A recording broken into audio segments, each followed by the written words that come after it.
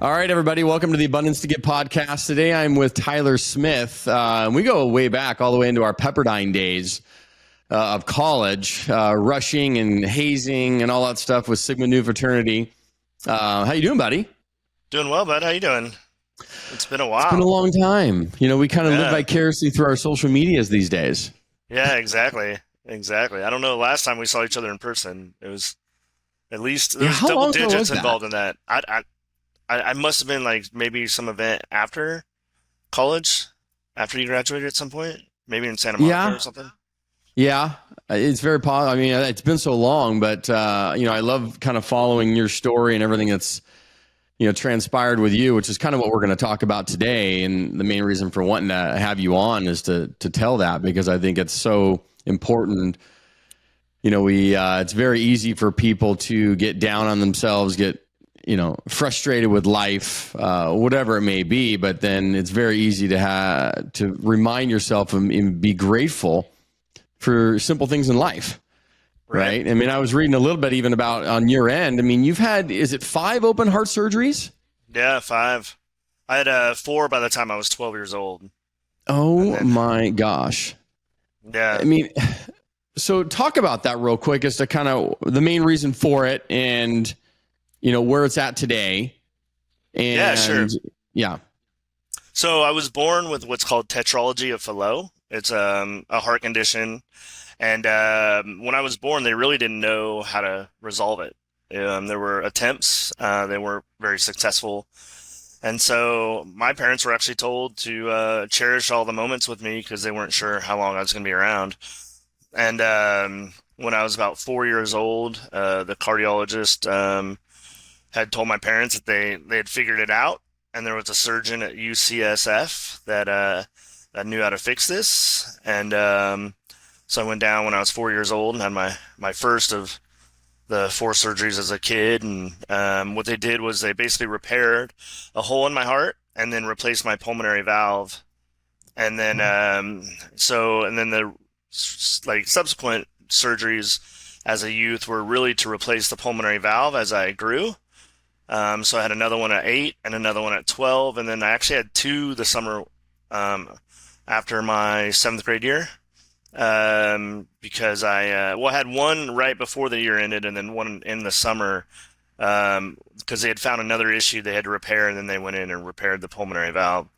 So that was my childhood in regards to the heart condition. So, and I share actually Shaun White, the famous Olympic snowboarder, he's also a tech kid. They call us like kids that were born with tetralogy of Fallot. Yeah. And I am showing everybody your Instagram right now because I think if people haven't followed Tyler, he's got a pretty inspirational story even on the leg side of it, which we'll get in a minute. Yeah. But just everything in general of persevering through a lot of struggles, coming out the other side. But you're saying Shaun White on the snowboarder guy. Yeah. He's also was born with tetralogy of Fallot. So Really? yeah, yeah. He doesn't. I mean, it's out there, but he doesn't talk about it a lot, from what I've seen. Huh. I had no, I mean, yeah, I guess most of us wouldn't know unless he's talking about Yeah. it. That's surprising. Has he had to have a bunch of surgery stuff too, or? I mean, I don't know how many surgeries he's had. I just I remember hearing him mention it in an interview once, and I was like, oh, whoa. And then that was all I kind of heard about it. But um, I don't know much of the details. But yeah. So talk about this jump roping thing here. How did it start? And I mean, obviously, in where has it been to date? I mean, I'm sure you're getting enormous feedback from it because you are actually posted on. I don't know if it was Ed Milet or somebody else had posted you on their story. Uh, Andy Elliott, probably. Oh, Andy Elliott, yeah, because that guy's a Yeah. badass. I actually just ran into him in him and his wife Jacqueline in Florida for the Tom Oh, Brady nice. conference. Oh, Yeah, they were cool, sitting. cool. Yeah, They were he's sitting right in front of me, so I was chatting because I had my son there, and then we were chatting with them. They were sitting right in front of us. yeah, Andy's a badass for sure. So I'm part of Limitless Society, which is Keaton Hoskins' mastermind group, coaching Okay. group, and Andy was a guest speaker, and I don't know, there was something in his talk that lit a fire under me that said, "Hey, like I need to do something with more with my fitness. Like I was working out, exercising and stuff, but like I was like, I need to do something hard. Like, and I need to show people that like you don't really have any limits by doing something really hard. And I was like, you know what? I've jumped roped before, but like not consistently. I'm just gonna go balls out on this and see what I can do. And I mean, if you, like people can go back and watch day one. I couldn't jump rope. Like I could maybe string 3 jumps in a row. And so I just sent the message to Andy because it was the day after the Limitless talk, and I was like, "Hey man, I don't know where this is going, but you inspired me to do something hard." And he goes, "I want to see you do it for 90 days straight." And That's I what was he like, said? "Yeah." And I was like, "All right, Wow. cool." So this is this morning, actually, day 44. So we're about halfway there. And I mean, I love I it. mean, as you can see, like I can definitely string more than 3 together. I think this morning I was working on speed, so it wasn't as many as normal, but I can easily jump pretty fast now, about 50 revolutions without hitting my feet somewhere. So I think that was And 52 that day. and talk to everybody about, you know, how the leg amputation and all that stuff came about, and in the struggle that you dealt with that both physically and but even probably more so mentally. Yeah, sure. So, as I mentioned, I've had 5 open heart surgeries. We've only really talked about 4, which was before I was 12. And so 6 years ago, about almost 7 years ago, it'll be so in January 2017. I had to go in for my 5th open heart surgery. Basically, the pulmonary valve had like that I had replaced when I was 12 had kind of worn out, and it was time to get a new pulmonary valve. And so we did a million tests. I was at Stanford University. I have an amazing team there. Highly recommend them. And if anybody has any issues, wants to contact me, they can. I'll gladly introduce them to my team. But I went in there to say, hey, it's time to get it replaced. We knew it was eventually going to happen. It was just a matter of when. I probably should have had it done earlier. Um, I started noticing I was a really competitive racquetball player after college and stuff. And then, like, as I got married and had a kid, like, I just started playing recreationally. But I really noticed my stamina was lowering. And then I went hunting one year and I was like hiking around. I was like, man, I'm struggling. And so I went and talked to my cardiologist, and they did a test and realized, yeah, like it's time to have it replaced. And so everything looked good. We did a million tests. We're like, I was joking with my cardiologist, like, hey, like I'm gonna be out in 7 days. She's like, you're a little older now. It's probably gonna be 10. I was like, no, I'm 7. And we even made a bet on it. And so we go in and I'm say my prayers and go under and when I got in there, when they opened up my sternum, my heart had was connected to my sternum from previous scar tissue, and that didn't Mm, show up on any of the tests. I mean, we did a million of them, like yeah. imaging and all this stuff, and so it shifted my heart when they Oh when they shit. opened the chest, and it went into what's called VFib or ventricular fibrillation, and so which is cardiac arrest, and Wow. so and during that event, it tore my aortic valve, and so they obviously stabilized me. Um, so like I think I was told I flatlined at that point. They stabilized me, and then like they were able to do an emergency repair of the aortic valve, and then they went in and redid the pulmonary valve as planned. So a 6-hour surgery became a 15-hour surgery, and Wow. it was a traumatic event. I mean, in the sense I didn't know because I'm asleep under anesthesia, but then what happened was, after they got everything repaired, they went to close me up, and I crashed again. And they're like, "Whoa, whoa!" Like, so we gotta be careful. They waited a couple hours to see if my body would strengthen up and whatnot. They went to close me again, and I crashed again. Wow. And so, at, you know, without risking like attempting to kill me, they put me in a coma. I was in coma for 7 days. 4 of which I had my chest still wide open with a wound vac Oh. over it. And on the second day, I developed what's called compartment syndrome, and I got a knee, like a basically blockage of the blood to my lower leg.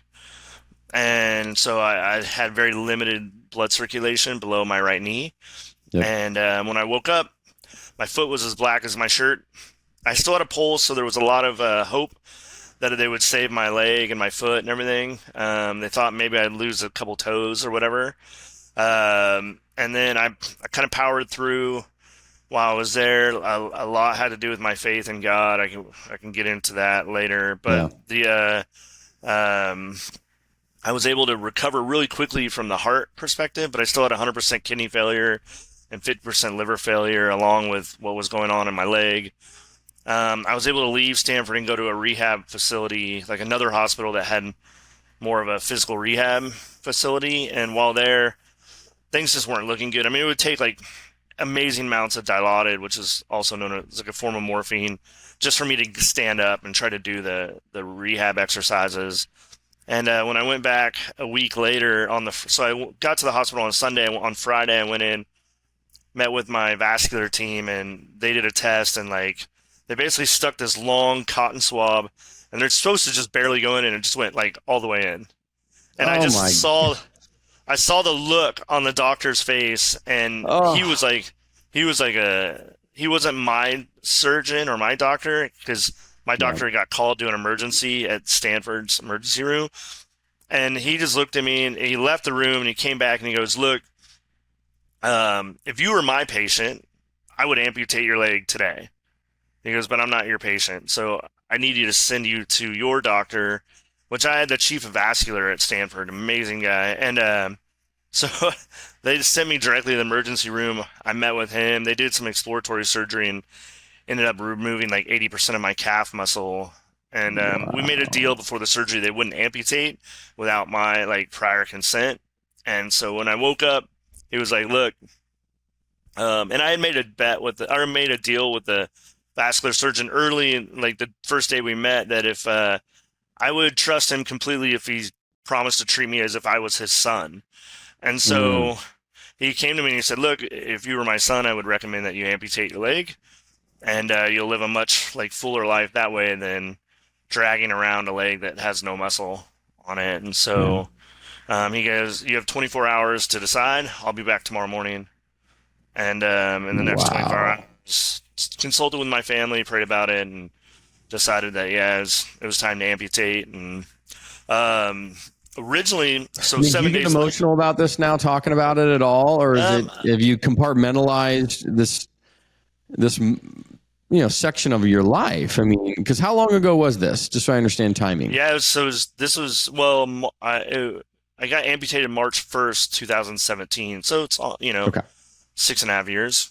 Yeah. And so yeah, I mean, I still get there's still emotions that flow through that. I think I've talked about it and I've been so open about it. It's helped a lot in Sure. that. So I don't, they're not as strong, but like when I dive into certain aspects of it, it's still pretty emotional. But yeah, and so we went in on like it was 7 days later, and the so I was originally supposed to have this woman doctor that was going to do my amputations, because she specialized in amputations at Stanford, and she worked under the chief of vascular. Well, she got sent off, and I had always known that he was supposed to do the amputation, the chief. And so he came to me the night before and said, "Hey, there's been a change. I'm going to do the amputation tomorrow." And I was like, "I kind of know that." And so we went in the next day, and it was supposed to be above my knee. So it was supposed to be about 2 or 3 inches above my knee that they were going to amputate. And I woke up from the surgery thinking I wasn't going to have a right knee. There was basically just going to be my residual limb, or stump, they call it. Um, and everyone was so happy, and I was in major pain because the nerve block didn't work like during the surgery. Mm, And so I was just like, I need pain meds, but everybody was all happy, and I couldn't figure out why. And then someone was like, "Hey, we were able to save your knee." And it wasn't like 100%. It was like a 50-50 proposition, in a sense that the I still had infection in my. So the reason they wanted to amputate above my knee was there was infection in my knee, and they didn't want the infection to rise up, because then I would lose the limb I would be able to walk with, gotcha. the residual part. And so, but yeah, so kind of miraculously, I was able to keep my knee, which is a huge deal. Unbelievable. Yeah, and So they went so. between the 5 open heart surgeries, and then the last one being right where they were going to be doing the repair, that's what kind of led to this because of some complications during the surgeries. Yeah, so during the Um, fifth during the fifth open heart surgery, the fifth complications. surgery Yeah. that And kind of then, ultimately led to this. yeah, and I'll just mention a little extra, like, so when I got out of surgery from the amputation, my leg wasn't closed up because I still had still had infection in my knee. So for 7 days, I had to go in and clean out the infection, and then and we didn't know for those 7 days if I was going to be able to keep my knee again, because if they couldn't get Right. rid of the infection, they were going to have to amputate above it. But Yeah, and that's always the praise hard God, part I with was able any to keep it. surgery, right? Or these infections, right? And it could Yeah. last. You can go home, and I mean, I've dealt with plenty of people that they had hip surgeries, and then they had infections, and then they have to. I mean, it's just a constant battle with antibiotics and other things, as you're probably well aware of. Yeah, and yeah, this wild. this was the infection from the leg, like the muscle dying on the leg. But yeah, I mean, So I'm processing this because it's intense. it's a lot. Yeah. So I mean, So you see people out there. I mean, let's get into a little deeper stuff on the world and in mindset, right? Because Yeah. I was actually watching one of your videos about giving or not giving people time, right? Because time is one of our most valuable assets. It's also a liability, right? Because as we have time, but then we don't, right? And people think they have time, but realistically, you don't. Because I was counting it down the other day, and the average lifespan of a male in the United States, I think, is like 77 or something, right around there. And I'm 43 at this time. Yeah. So I'm looking at that, and I had some guy actually came up to me and he said, okay, well, you got 77 minus 43, that's 34 years left. And maybe in your average best case scenario, times 365 days. So you have 12,410 days left. And he says, I want you to take that number. I want you to write it on a whiteboard in your room, and I want you to deduct every single day, and you just keep going down. Yeah. And you'll get that mental thing in your mind when you think you got, okay, well, I'll do it next week, or, I'll get to it when I can, or I'll get to it when I have this, or I'll take care of this when I have this. And it changes your mindset into the reality of, look, when you have people out there saying you have all this time, you really don't. No, you don't. So make the most of the moments you have. Exactly. And don't give people time that don't value it. And that was one of your videos that I was really taken by. So tell me a little bit about that and your mindset around that. Yeah, I mean, I've always kind of known that. I mean, essentially, I've cheated death as like 5 times, right, or more, depending on how you calculate it. But yeah, I mean, I'm also a recovering people pleaser as well. So like, I had to learn that, if people, like, you have to be authentically you. And like, once I made that decision in life to be authentically me, like, my life just bloomed amazingly. And I think once you do that, you realize that if people don't want to appreciate you for who you really are, then you don't need them in your life. They're just not the right people. I mean, it doesn't mean you have to be a jerk and like, tell them off or anything like that. You just, hey, like, I'm not gonna spend time there. Like, if they want to come and come alongside me or be part of my life and want to like add value and all, like, then you can add value to their life too. And obviously it's a two-way street. You want to add value to other people's lives to be part of theirs, and you need to show that. It's not, but yeah, I mean, you don't know, like, you don't know what's going to happen when you walk out your door in the morning. I mean, some people don't even make it out of their house in the morning, right? Like, true.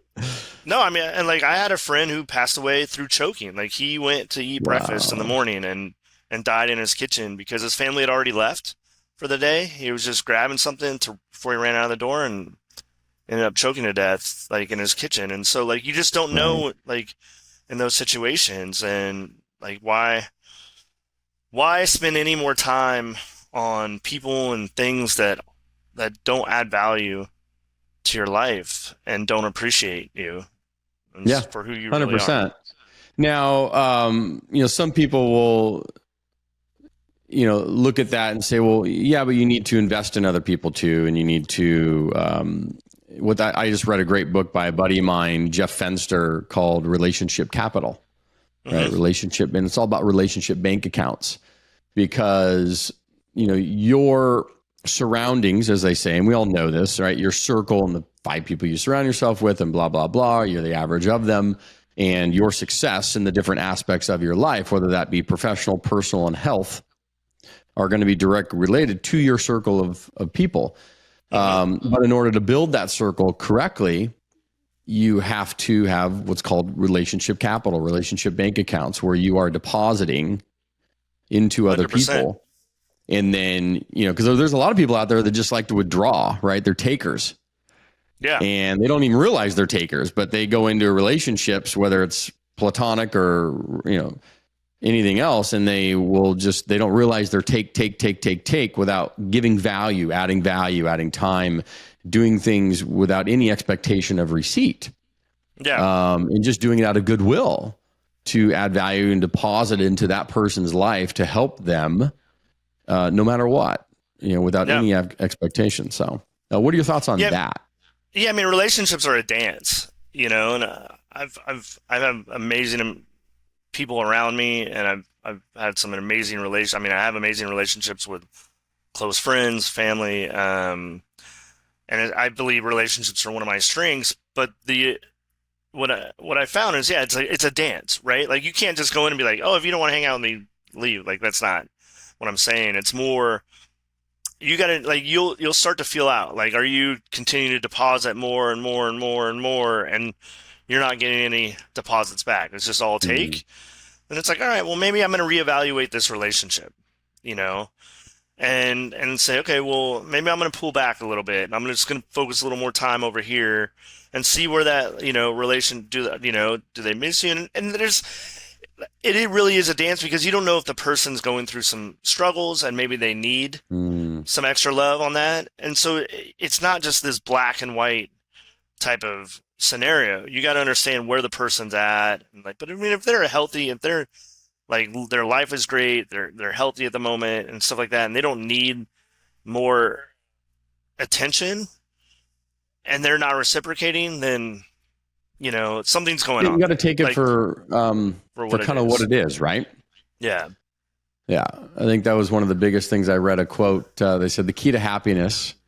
The key to happiness is taking things as they are, taking people and events and things as they are, not as you expect or hope them to be.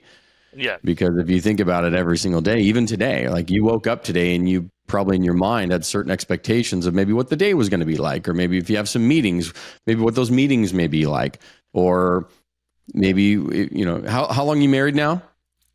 I'm not married anymore, okay. But I was married for like 14 years. Yeah. Gotcha.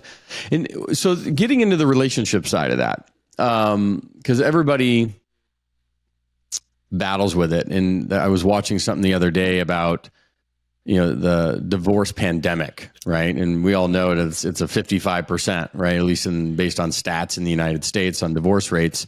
And then second marriages are 62% divorce rate, and third marriages are 75% divorce rate. It doesn't get any better. It doesn't get better. Why do you think that is, Tyler? I think there's a lot that's gone on in society over the last 60, 70 years.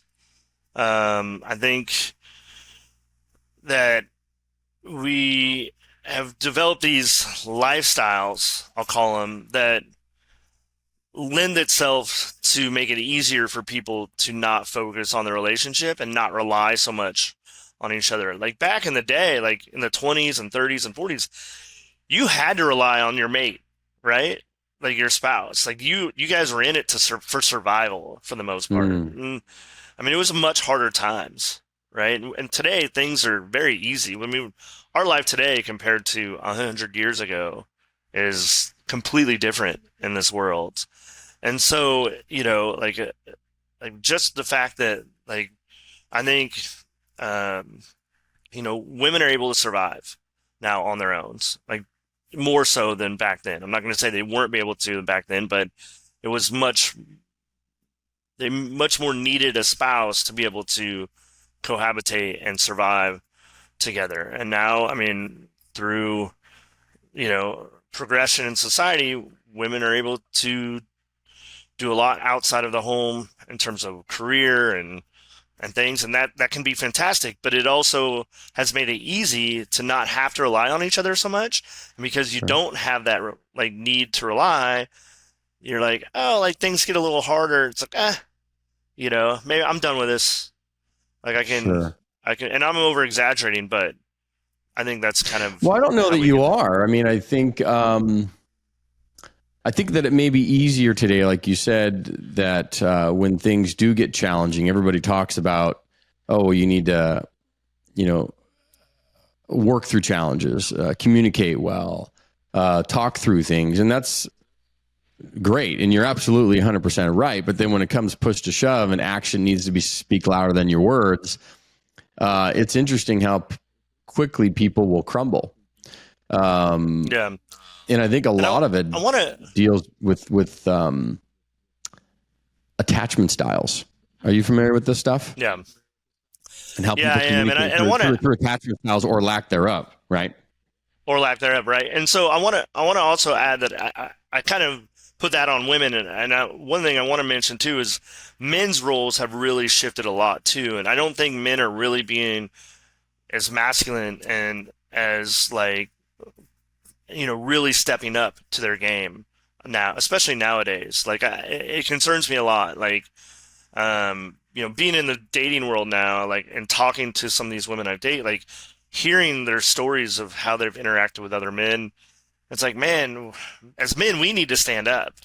Like, we need to Hell get yeah. better, Hell yeah. and we need to be stronger, like from all aspects, and that's really lacking in society today. So, Yeah, and I'll kind of speak from this personally. So I had a breakup about 6 months ago, and part of that breakup, had some self reflection on it. Like I think anybody needs to, is to kind of find out what your role in that may have been. yeah, And with that, ran into. I mean, I always say there's no accidents in life. And I'm going to have him on. I'm literally trying to set up this interview. It's going to be in person on the podcast with my therapist, Josh Hudson. okay, Wait till you see this guy. He is going to blow your mind, as he did mine. We've all met and talked with therapists. We've been around people. There's plenty of therapists out there. There is no one to date that I have met and listened to that is so in tune with the difference between how men and women process emotion, hmm, female psychology, and ultimately attachment styles, right? yeah, Those three components. And he works with men only in ensuring that they're rising to their best versions of themselves, of masculinity, traditionalism, being the provider, protector, and safety, right, emotionally and physically for a female, and allowing a woman to step in her femininity role.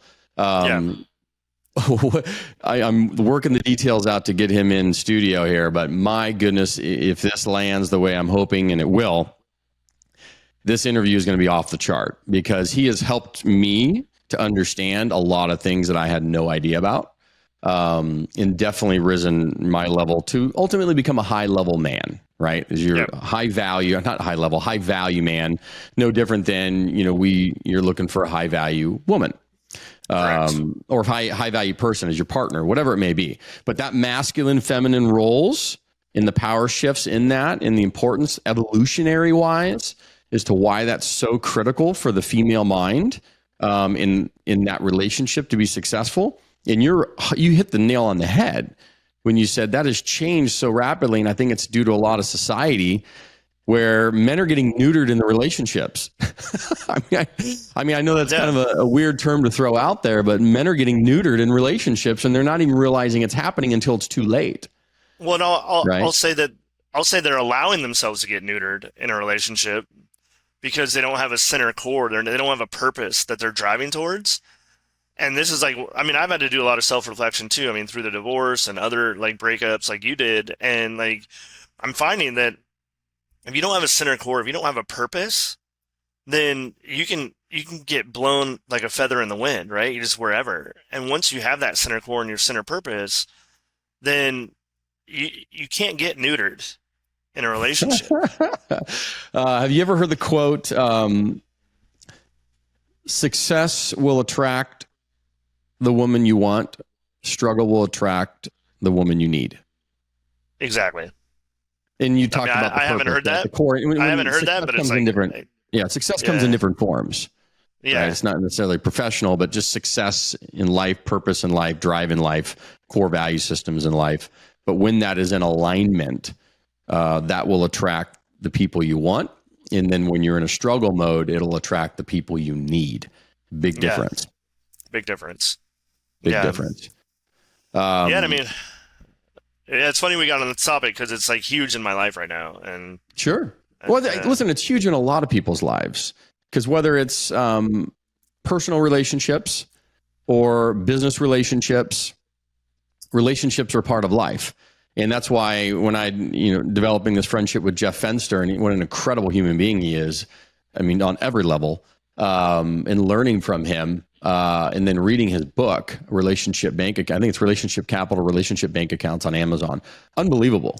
In understanding how that has made him so successful in his life, and giving you the tools to learn it as well. And so I recommend everybody read that. It's just a self-help, self-professional book for yourself. It's incredible and super sharp guy.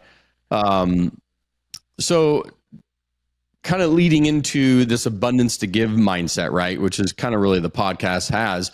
I mean, have you felt, whether it's monetarily, with your time, with your energy, are there causes that are near and dear to your heart?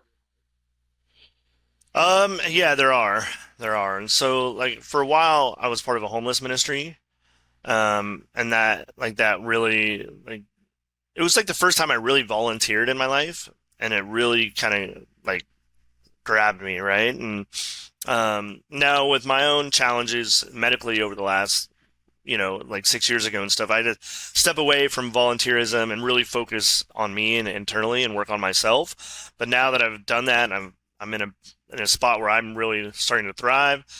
It's like I'm getting back to that, and now what I'm doing is I'm thinking so much bigger and so much grander on how we can really tackle this type of situation.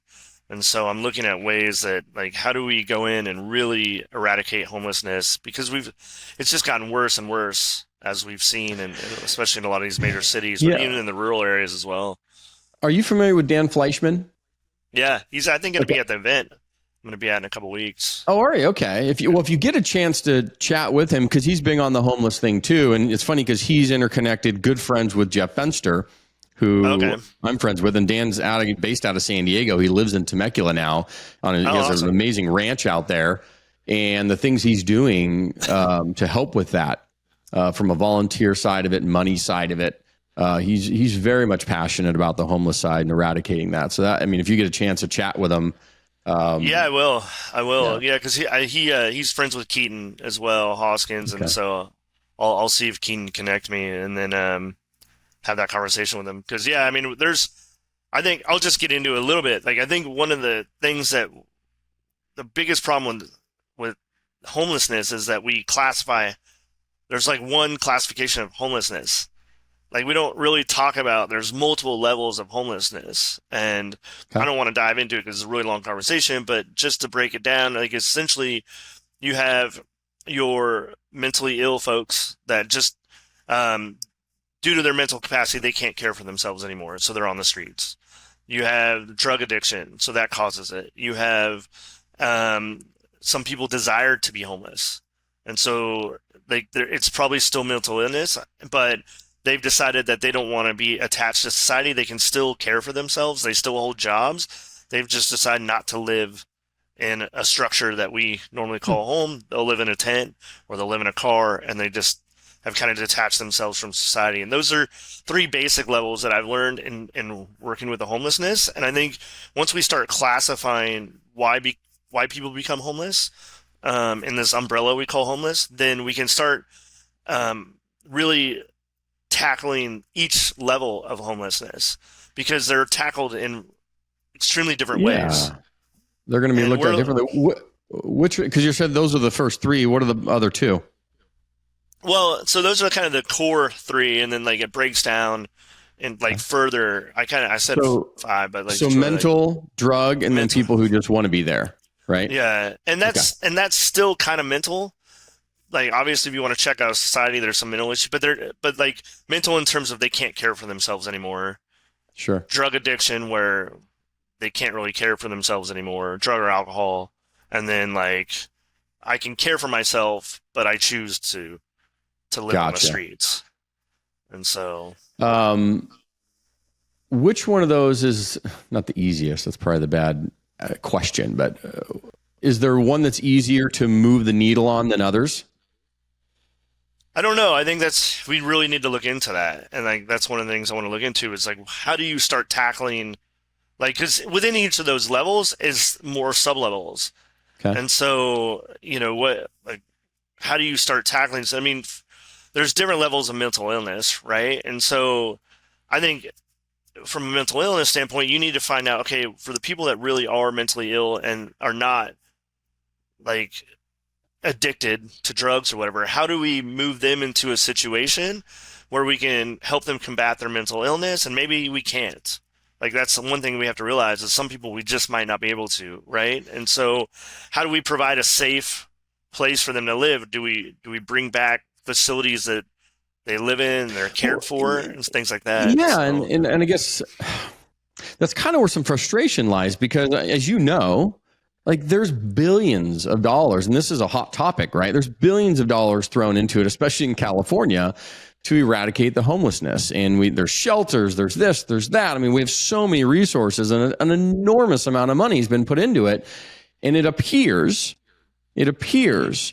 that the politicians and people that are in this that are helping kind of quote unquote eradicate it are also profiting from it, or not, I wouldn't say profiting, making a living by being in the role of trying to eradicate. And because they have that as their role, if that role is taken away, meaning if they fix the problem, they don't have a job. So all of a sudden, where's the motivation to fix the problem?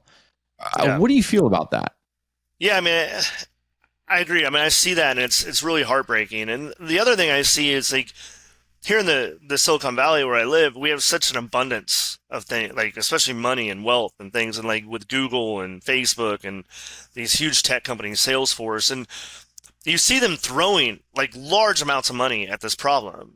Right. And sometimes is it because it's surrounding their office buildings, like, Of course it is. or Of yeah, course it and is. Because but it's like anything. Was it NIMBY, right? Not my backyard, right? yeah, yeah. And so, but they also like where like do they realize like is do they actually do an ROI on the money that they put on this and say, "Hey, I put $5 million into this program that's supposed to help with homelessness, and did it help?"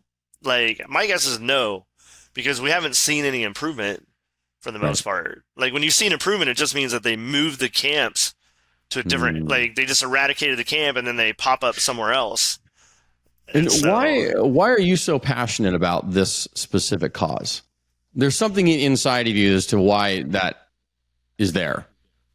I mean, I think getting out, like, so our ministry was in Oakland for the most part, and like in that area, and just getting out there and like meeting these people. And like I said, like I got to meet people of all like levels of homelessness, and like I met the guys that just checked out of society.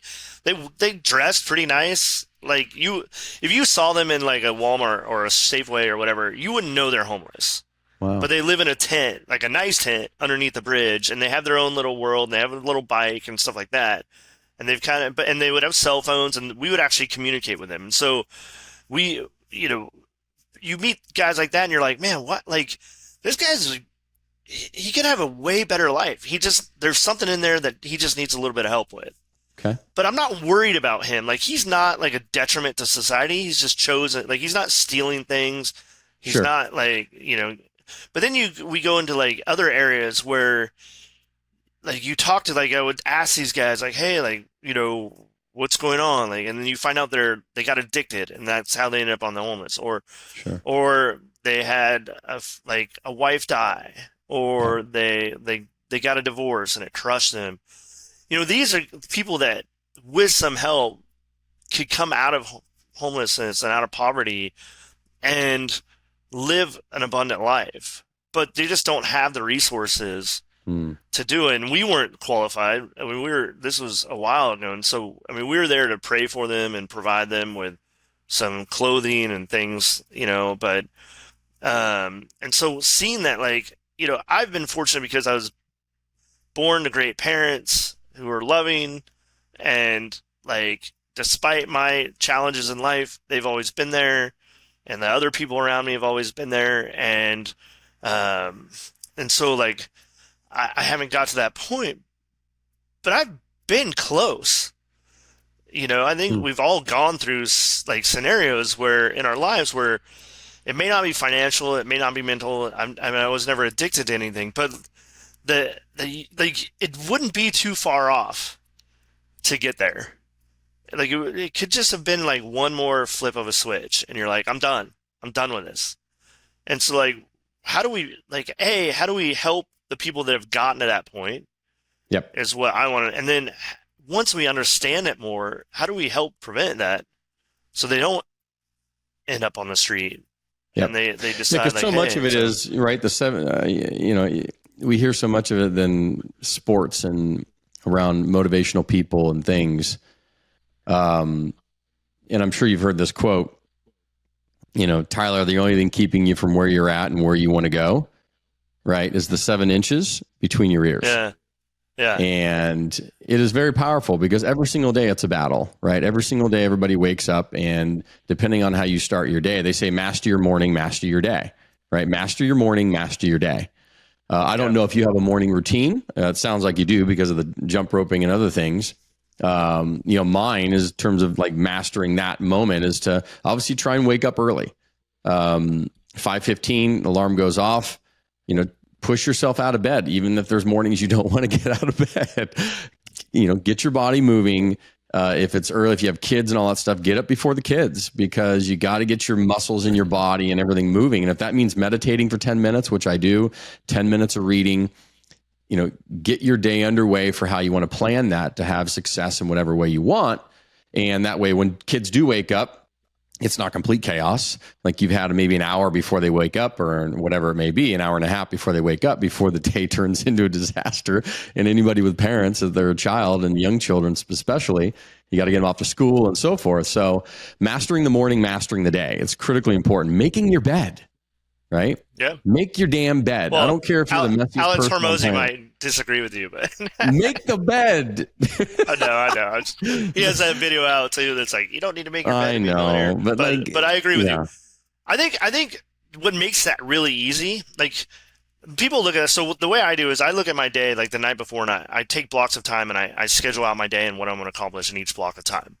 And it's been a method that's worked for me for several years, and I continue to do. But what makes it really easy to do that is when you have a core purpose that you're trying to achieve, and it's fine. Like I have to achieve this. You're gonna do that. Like you're gonna jump out of bed in the morning because like I got to get this done. Otherwise, it's gonna be too much pain.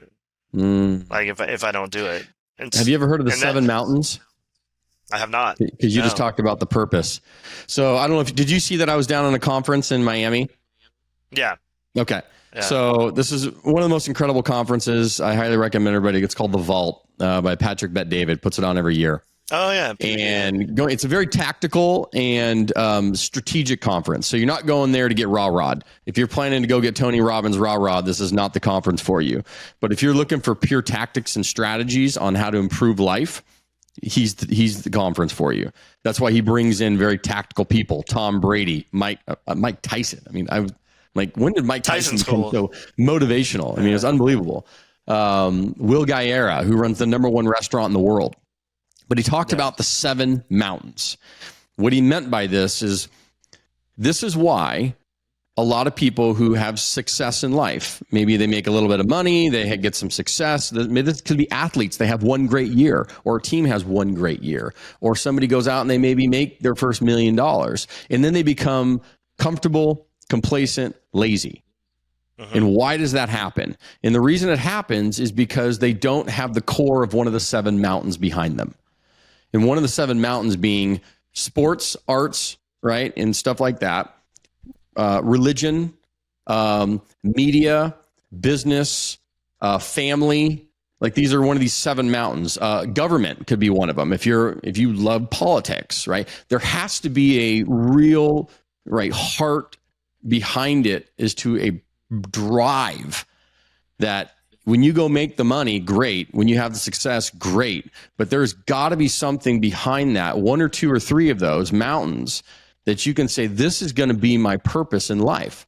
And if I love media, then okay, I'm going to be successful in this so I can use media to do this and talk about this, right? In your case, right? You want to do X because you want to eradicate homelessness, and maybe there's a core thing of family and religion in there and your faith. So there has to be that behind the scenes to get your ass out of bed every day and go make an impact, because the money's not going to do it. As you know, it's not going to do it. It'll get you so far, and then you're going to get lazy and complacent and comfortable because you don't have one of those 7 mountains. Does that make sense? Yeah, it really does. And I think, to me, it sounds. I don't know. I wasn't there, but like to me, it sounds like it's 7 mountains of purpose, right? You find one of those things that creates purpose in your life. I mean, I know, like right now, I kind of have like 3 main purposes, like being the best father I can to my daughter, and giving her the opportunity to succeed at the most, in the highest ways. I have right now. I'm trying to completely change the way local retail is done, so the local retailers have a chance against big box stores like Walmart and Target and Amazon. And then with that, as I grow those, now I can start tackling the homelessness, and I'm still working on that as well, and like really get. So I have this path that I'm taking this arc on, and I want to get there, but it's all driving towards the same thing. They all work together. They do. And so, yeah, to give you an example, let's take, I throw him out there, but, Patrick Bet David, who's obviously a big influence now and making a bigger influence, but to show you his 7 mountains, okay? Mm-hmm. So this is a man who started an insurance company, years ago, came out of California and tough areas of California, made it, grew that thing, but gets to a point, sells it for a couple $100 million. Okay, has made the money, very successful. Yeah. But then, his bigger purpose behind it is, out of those 7 mountains, his is media, family, and business.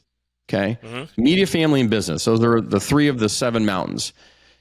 He is on a mission every day. This is what he says gets him out of bed every day, because he's made the money. He doesn't need to make, granted, he's probably going to become a billionaire, but he doesn't need the money. But what drives him to go do it more and make more money and be more successful is he is on a mission to build one of the largest media companies in the world that will then help instill a positive mindset amongst young people in our society to promote the benefits of freedom, free markets, and capitalism. Yeah. Freedom, free markets, and capitalism, because he believes so much in that. Being an Assyrian coming from a war-torn country, doesn't even have a country, i.e. Iran, on and on. This guy has been around and seen things that most of us can't even begin to fathom.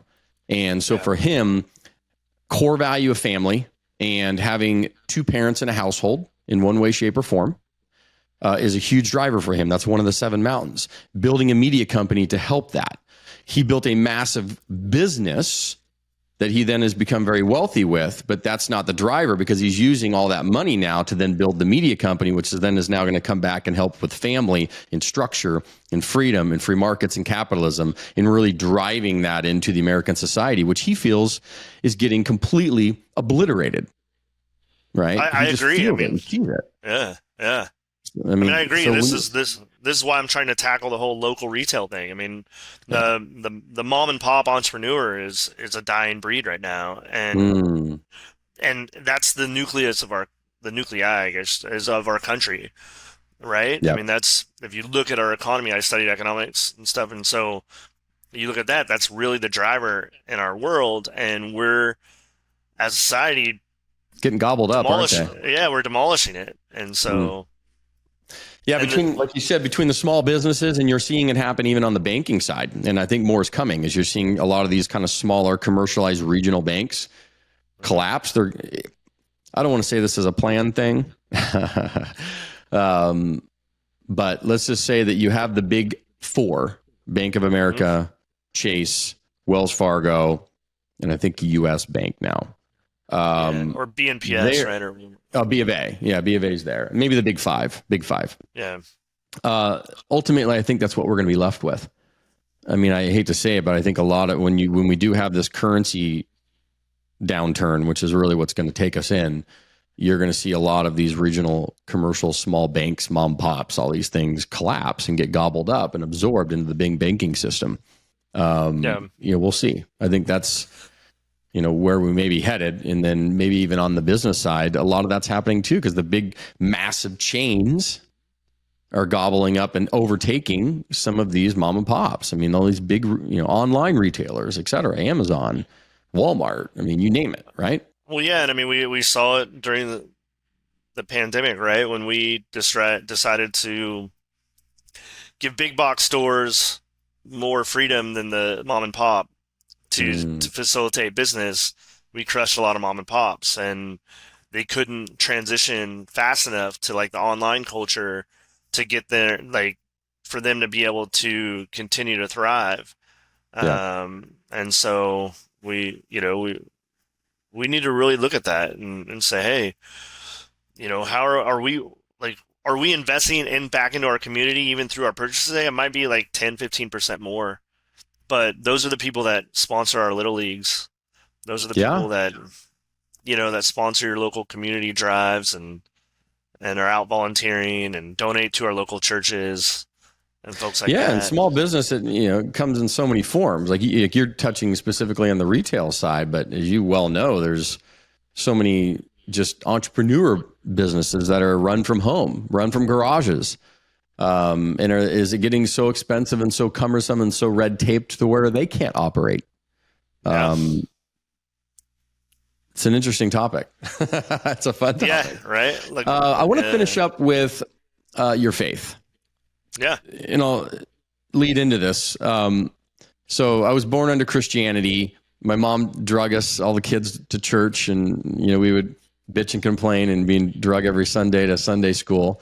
So I grew up in religion. Obviously, went to Pepperdine University, which is technically a Christian school, but I found out there's more Catholics there than Christians. I mean, that was wild. So the irony in that. I've always felt, at least in my gut, that formal religions were too confining. But I believe in God, believe in a higher power, believe in prayer. Where does your faith stand? Are you under formal organized religions, or are you more into the spiritual world? And what would you recommend or say to somebody who's an atheist that doesn't believe in any of that? Yeah, sure. So I'll answer the question. Like my faith, I believe, Jesus Christ is our Savior. Okay. And so my faith really is more about my relationship with Him. I go to a church typically every Sunday. I do miss, I'm not perfect, but I do that because I feel I go to a church that's more of a Bible teaching church. Okay. So I feel I'm getting instruction from like how the Bible presents things, and I can then take that back and process it and use it to grow my relationship with Christ. So that's how I see religion. My message to an atheist is there's a couple. Is one, have you given God a chance? Like, have you ever tried to say, hey, like, come into my heart and work through me? And if you haven't, if you don't believe in God, what's to lose? Try it. See if it happens. And if it doesn't happen, then, hey, maybe you think you're right, but there's a good chance he might. And I think there's a lot of overwhelming evidence that God exists. And I think it's a big driver, and it's a big driver. And most successful people I hang out with have really strong faiths. Yeah.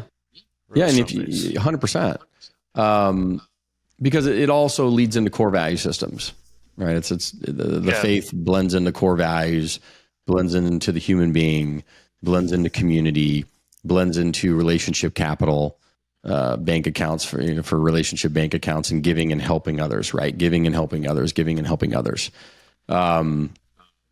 Yeah, the faith thing is always an amazing topic, right? They always say, don't talk about politics, don't talk about faith. Don't, all right? To a certain degree, I think if you take a stance and you drive a certain perspective, that's where you run into problems. I think if you allow an open conversation, right, and be open to any belief systems around and allow people to say and feel what they feel and make those feelings valid for people, then it is what it is. There's a great, have you ever seen the movie Contact? It had Matthew McConaughey and Jodie Foster in it. Do you remember that movie? I have seen it. I don't remember much of it because I think I watched it one day when it was like, I'm trying to fall asleep and I'm just watching it. But I do remember the movie, yeah.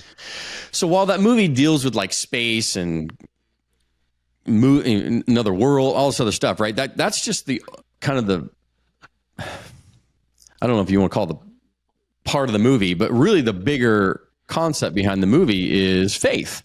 And because she's an atheist, essentially, I think. And then Matthew McConaughey is the priest and all of that. And there's this tug and pull between the universe and, evolution, Darwinism versus, faith in God, blah, blah, blah. Great quote in the movie about a quarter of the way through. They're out on a balcony and Matthew McConaughey looks at Jodie Foster and Jodie Foster calls him out on something and says, how is faith so easy for you? And he looks at her and he says, her father had passed. And he says, did you love your father? Did you love your father? And Jodie's like, yeah, I loved my father. And Matthew looked at her and said, prove it. And like she looked at him like, well, I can't prove it. It's just something I feel. It's like I feel that I loved him, like, well, because you can't really show. I mean, you can try and say you show somebody, but that doesn't prove you love that person. That just shows you're giving him things or giving him a hug or telling him you love. Like that's fine, but prove that you love this person, and you can't really do that. So that's where the faith comes in. And he says there's a side of faith in the universe, and so if you can't see or touch it, that's okay, right? If it's not physical to you, that's okay.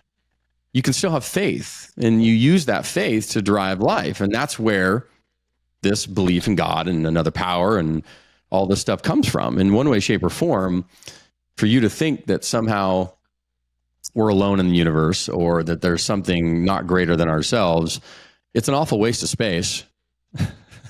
Yeah. It's an awful waste of space. So that's kind of where the background, there is something. There is something. Yeah, there is. There's something. I mean, the greatest minds of the world, like you get into philosophy with Plato, Aristotle, Socrates, all the major philosophers. Name one. Go look at they talk about a God, right? Like just go look at the unmoved mover concept. Like what was the thing that moved the first thing? Like answer that. Well, yeah, and then they'll say the Big Bang. Well, great. Well, this is where you get to that moment in time where something had to create something or nothing came from something, right? This whole chicken before the egg before the chicken, right? Whatever that is. Yeah. I ask people to sometimes do this. And once again, I'm not a religious person. I'm a very spiritual person. I believe in God. I believe in a higher power. It drives my faith, and I believe in prayer. I just have always felt that religions, formal, organized religions, were too confining. They were too constrained for my belief system. Yeah. But I ask people when they have questions with that, I say, well, do me a favor. I said, the next time you go to bed, which is going to be tonight, I said, there's a moment in time when you're consciously awake and then you go to sleep. And then all of a sudden 4, 5, 6 hours go by and then boom, like that time goes from what is 6, 7 hours feels like zero, right? Because you go to sleep, boom, and you wake up and you slept 6 hours or 4 hours or 8 hours, okay? Imagine for a moment that moment happens and you go to sleep between conscious and unconscious and you never wake up and it's just black.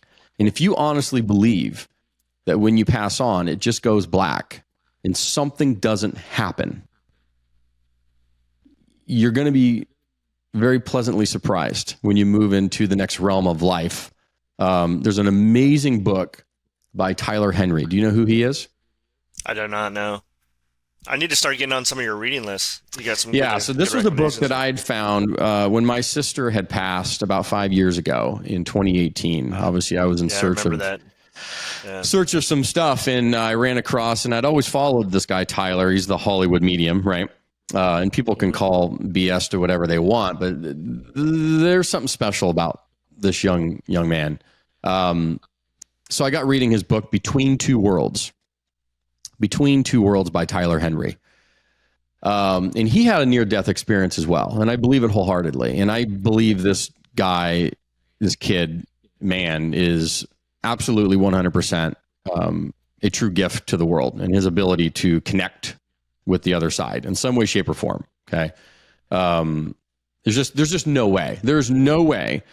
I mean, I don't know if you've watched any of the stuff he's done or the people he's read, but he's literally read the most powerful people in the world, and he has all of them bawling by 5 minutes into it because he's very Yeah. specific. It's not like some generalized stuff. But when you have Oprah and you have all these other people like crying hysterically because you're touching on things Yeah. that only maybe their dad or a parent or a friend or a relative or somebody had told to them in a quiet moment in a little corner, and nobody else knew about this except this moment. Come on, something's going on. Amazing book that explains really what it is realms. Like right now, we're in the existing realm. We're here. This is this realm that we're touch and feel on planet Earth. And when we pass on, and we all do, and have that moment, we're going to the next realm. What is that? He can't fully explain it. Is that heaven? Is it this? Is it that? But there's something that happens when that moment of blackness, darkness happens between conscious and unconscious. And that gives me peace. Yeah. Gives me hope. Yeah, because for a lot of folks, if they don't believe in stuff like that, it's amazing how their core value systems, belief systems, kind of go along with that too, right? They wane and can easily get affected to where they don't stand for something at a core belief system, and then you see them. I don't want to say coward, but when tough times come, they tend to not stand strong and find a way out of it. Yeah, I mean, if I guess I know we're coming up on time, but I can share a Yep. little story about when I woke up from surgery. And um, I woke up. My daughter she was 9 years old. She was next to at my side. She was the person I saw when I woke up from being in Wow. a coma. And it took a couple days to really gain strength. When I woke up, I couldn't even lift my phone. I am atrophied. I Wow. lost 50 pounds in 7 days. And when I got like a couple days later, I was sitting in my bed. It was 6 in the morning. I happened to wake up, and the sun was shining in through my window, and it was the moment I realized I was really sick, and I was still in trouble of dying. There was still a Mm. possibility I could die, and I had all these machines keeping me alive. Like I said, 100% liver failure, or 100% kidney failure, 50% liver failure, and Wow. like it just come out of open heart surgery. Like I didn't even know about my leg yet because I wasn't cognitive enough to know what was going on there.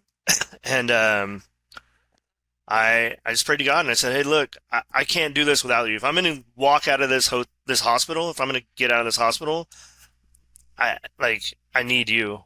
And I said, "I need you to show me what I need to do to get out of Mm. here."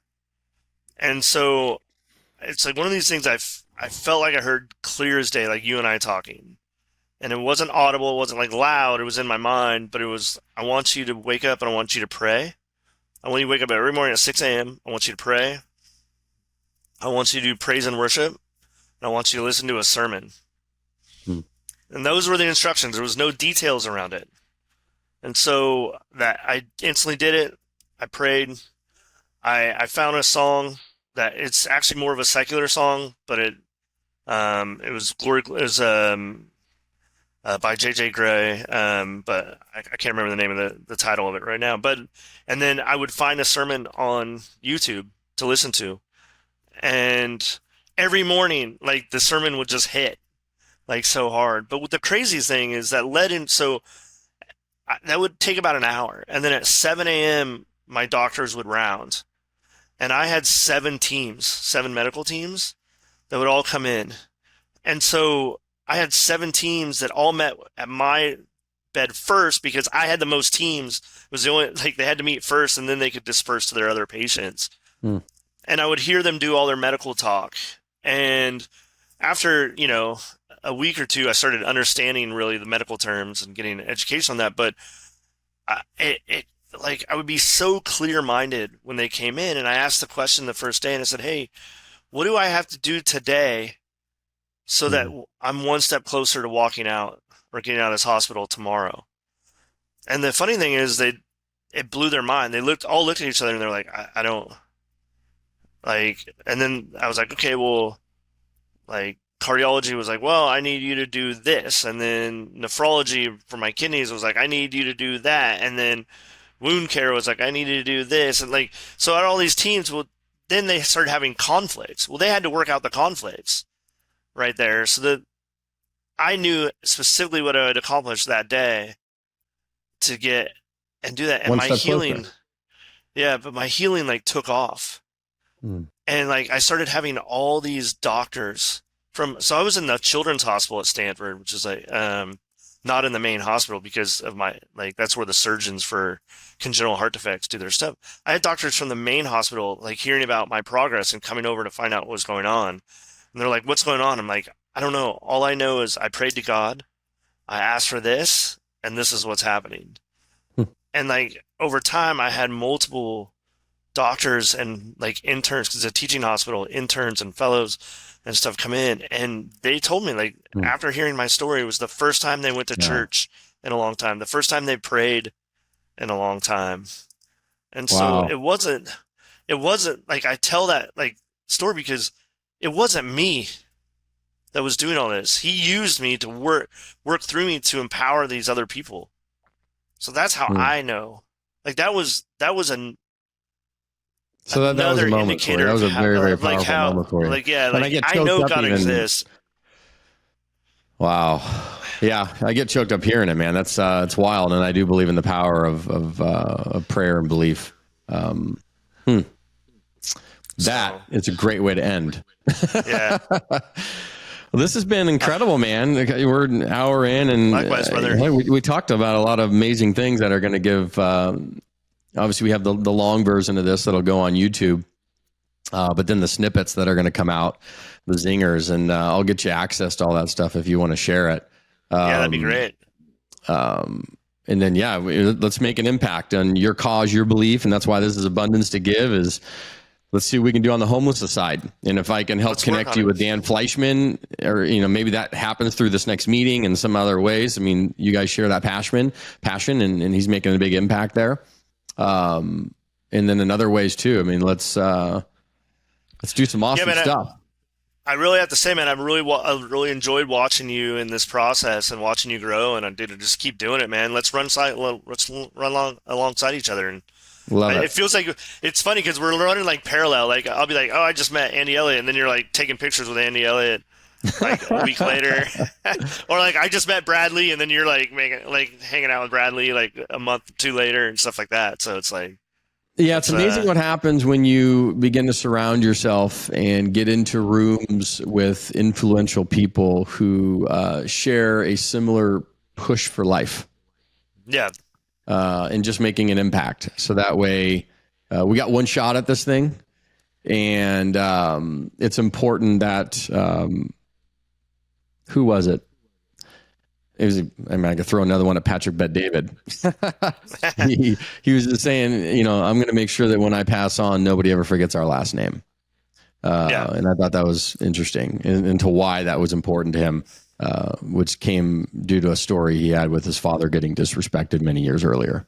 So in any event, that is what we do. Well, thank you for your time, man. We'll get this all edited up, and really excited you had just some time to share with us and all of that. And let's work on the homelessness thing and all the other causes out there. So thanks again for your time. All right, brother. We'll talk to you later. Thanks.